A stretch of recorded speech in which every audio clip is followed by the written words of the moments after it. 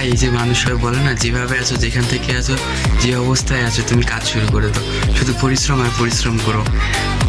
শূন্য থেকে উপরে উঠো ভাই। শূন্য থেকে উপরে কারা উঠতে পারে ভাই?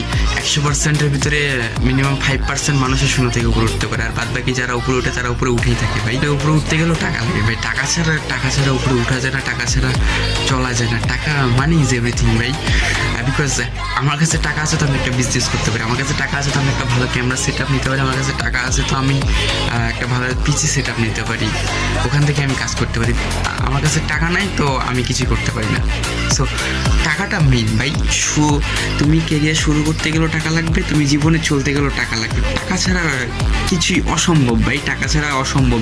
পৃথিবীতে মিনিমাম 5%, জাস্ট 5% মানুষই শুধু টাকা ছাড়া এই যে হারিয়ে গেছে, সেটা তো তাদের ভাগ্য। আর ভাই বলে না যে ভাগ্য কিছু হয় না, ভাগ্য নিজেকে গোড়ায় নিতে হয়, এগুলো কিচ্ছু না ভাই। টাকা ছাড়া কিছু না। এখন দেখেন, আমার কাছে যদি একটা ফোন থাকতো ভালো, কন্টেন্ট ক্রিয়েশনে, স্টোরি রাইটিং অথবা এডিটিং এগুলা ভালোই পারি, বাট আমার কাছে টাকা নাই অথবা আমার কাছে একটা ভালো ফোন নাই দেখে আমি এগুলো কিছু করতে পারি। আর দ্যাটস ওয়াই আমি এভাবে মানে বলতে গেলে এক কথায় প্রতিবন্ধীর মতো বসে আছি।